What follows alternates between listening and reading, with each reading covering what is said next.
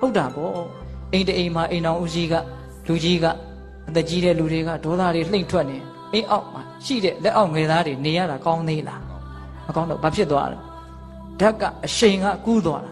အဲ့တော့အိမ်တအိမ်မှာတယောက်ယောက်ကအကုသိုလ်အကြီးကျယ်ဖြစ်ပေါ့စိတ်တွေညစ်နေပြီဆိုရင်ကြံတဲ့မိသားစုဘာဖြစ်တော့အကုန်လုံးအရှိန်ဟတ်တယ်ဒါကြောင့်တယောက်မကောင်းရင်ကြံတဲ့လူတွေမကောင်းဖို့အလားအလာတွေအများကြီးရှိနေတယ်ဘုရားကတော့ဒီမှာအတိအလင်းပြောထားတာနော်လောဘဒေါသမောဟဖြစ်လာလို့ရှိရင်ကိုပူလောင်စေတယ်သူတစ်ပါးကိုပူလောင်စေတယ်ဟုတ်တယ်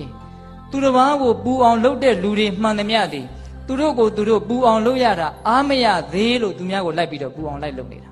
တချို့ကတိတ်တော့ရည်ရွယ်တော့မရည်ရွယ်ပါဘူးမရည်ရွယ်ပဲမဲ့အဲ့ဒါလို့ဖြစ်နေတာပဲနော်ဒီအချက်ကလေးကိုနားအင်မတန်နားလည်စေချင်ပါလေနော်ကိုကောင်းအောင်မနေတတ်တာနဲ့တပြိုင်နက်တည်းသူများကိုနှိပ်စက်ပြီးသားဖြစ်သွားတယ်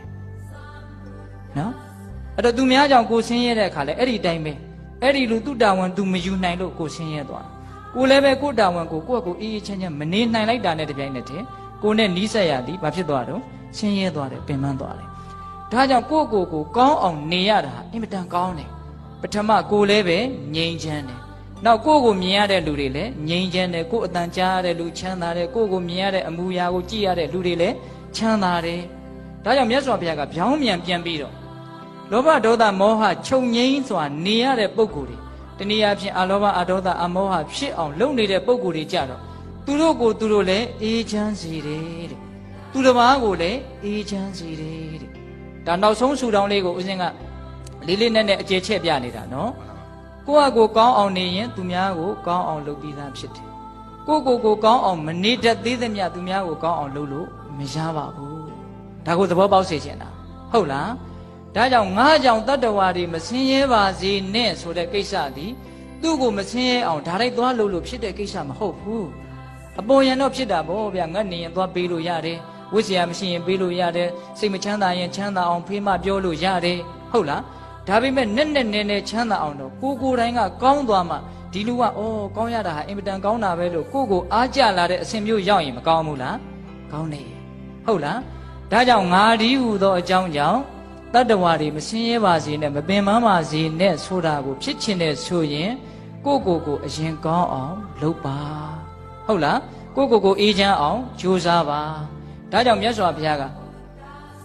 အထတံဝါပိဘိက္ခဝေတံပတ္တမာနေနာလမေဝအပမဒေနတံပါတိတုံအထတံဝါပိမိမိရဲ့အကျိုးစီးပွားကိုအလိုရှိသောပုဂ္ဂိုလ်သည်တံပတ္တမာနေနကောင်းစွာမျှော်မြင်နိုင်သောပုဂ္ဂိုလ်သည်အပမဒေနမမိမလျော်နေခြင်းကအလမေဝသင့်လှသည်သာသည်ကိုကျိုးစီးပွားအစစ်မှန်ကိုလိုလားတဲ့ပုဂ္ဂိုလ်ဟာမမိမလျော်နေခြင်းကသင့်တယ်တဲ့ဒါနဲ့တော့မထူးဆန်းသေးဘူးနော်နောက်ထပ်ထူးဆန်းတာကဘာတုံးဆိုတော့ပရထံဝါပိဘိက္ခဝေတံပတ္တမာနေနာအလမေဝအပမဒေနတံပါတိတုံပရထံဝါပိသူတစ်ပါးရဲ့အကျိုးစီးပွားကိုတံပတ္တမာနေနာကောင်းစွာလိုလားသောပုဂ္ဂိုလ်သည်အပမဒေနမမိမလျော်နေခြင်းကအလမေဝသင့်လှသည်သာဒီဟောသူများရဲ့အကျိုးစီးပွားကိုလိုတယ်ဆိုရင်လည်းမမေ့မလျော့ပဲနေရမှာပဲ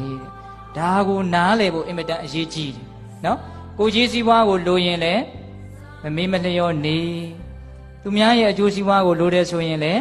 မမေ့မလျော့နေနှစ်ပါးစုံတို့ရဲ့အကျိုးစီးပွားကိုလိုတယ်ဆိုရင်လည်းမမေ့မလျော့နေတဲ့အဲ့ဒါဦးဇင်းတို့တန်ရုပ်ပါဠိတော်မှာဒုတိယဒသဗလသုတ်တံဆိုပြီးတော့အဲ့ဒီမှာမြတ်စွာဘုရားဟောထားဟုတ်လားအင်မတန်လေးနဲ့ပါတယ်စဉ်းစားတွေးခေါ်တတ်တဲ့ပုဂ္ဂိုလ်တွေအတွက်ရည်ရွယ်ပြီးတော့ဦးဇင်းတို့ပြောပါတယ်ဟုတ်လားကိုကျိုးစီးပွားကိုလိုလားရင်လည်းမမေ့နဲ့သူများအကျိုးစီးပွားကိုလိုလားတယ်ဆိုရင်လည်းမမေ့နဲ့လောကကြီးတစ်ခုလုံးရဲ့အကျိုးစီးပွားကိုလိုလားတယ်ဆိုရင်လည်းမမေ့နဲ့ဘာကိုမမေ့ရမှာလဲဒါနာသီလသမာဓိပညာဒါကိုမမေ့နဲ့နော်ပြီးရင်ခန္ဓာကိုယ်ရဲ့ဖြစ်တိုင်းသောတဘာဝတွေကိုမမေ့နဲ့ကိုယ်ဘဝအကြောင်းကိုသိပြီးတော့နေနိုင်ရင်အဲ့ဒါမမေ့တာပဲမဟုတ်လားမှန်ပါပါအေးခန္ဓာကိုယ်ရဲ့သဘောပူဓာတွေအေးဓာတွေရုပ်ပိုင်းဆိုင်ရာတွေရှိတယ်နော်စိတ်ပိုင်းဆိုင်ရာတွေးတောတာတွေစဉ်းစားတာတွေရှိတယ်နော်ခံစားတာတွေကောင်းတာတွေမကောင်းတာတွေရှိတယ်နော်စေ့စော်တာတွေလှုပ်ရှားတာတွေအကုန်လုံးရှိနေတဲ့ဒီခန္ဓာကိုယ်ပေါ်မှာအဲ့ဒီဖြစ်နေတဲ့သဘောတရားကိုဖြစ်နေတဲ့အတိုင်းမှန်မှန်ကန်ကန်သိနေရင်အဲ့ဒါဒီမမေ့မလျော့ခြင်းအပမာဒလို့ပြောလို့မရဘူးလားရတယ်ခုနတုန်းကဒါနကိုမမေ့တာတဲ့အဲ့ဒါကပုံမြတ်တယ်သီလကိုမမေ့တာတဲ့အဲ့ဒါကပုံမြတ်တယ်ဘာ ဘာလဲခန္ဓာကိုယ်ရဲ့အရှိသဘောကိုအရှိအတိုင်းမှန်မှန်ကန်ကန်သိနေတာသဘောပေါက်တယ်နော်ဒကာကြီးဒီမိုက်မြတ်ဒါကြောင့်မြတ်စွာဘုရားကကိုယ်အကြောင်းကိုသိပါများလာလို့ရှိရင်တဖြည်းဖြည်းနဲ့ဒီလူဟာအင်မတန်မြင့်မြတ်တဲ့လူတစ်ယောက်ဖြစ်လာတယ်အင်မတန်အေးချမ်းတဲ့လူတစ်ယောက်ဖြစ်လာတယ်အင်မတန်စင်ကြယ်တဲ့လူတစ်ယောက်ဖြစ်လာတယ်အေးချမ်းတဲ့လူစင်ကြယ်တဲ့လူတွေကိုမြင်ရတိုင်းပတ်ဝန်းကျင်မှာအေးချမ်းမှုတွေကူးဆက်ပြီးတော့သူ့လိုဖြစ်ချင်နေဆိုတာပတ်ဝန်းကျင်လူသားတွေမှာဖြစ်မသွားဘူးလားအေးသူတော်ကောင်းတစ်ယောက်ရဲ့တန်ဖိုးဟာအဲ့ဒါပဲနော်သူတော်ကောင်းတစ်ယောက်ရဲ့တန်ဖိုးဆိုတာအဲ့ဒါပဲနော်ဒီကိစ္စဒီမိုက်မြတ်သူကိုယ်တိုင်အေးချမ်းအောင်နေပြီးတော့လောကလူသားတွေကိုအေးချမ်းရင်စိတ်ပေါက်လာအောင်အကောင်းဆုံးမလုပ်ပေးတာလေနှိုးဆွပေးတာ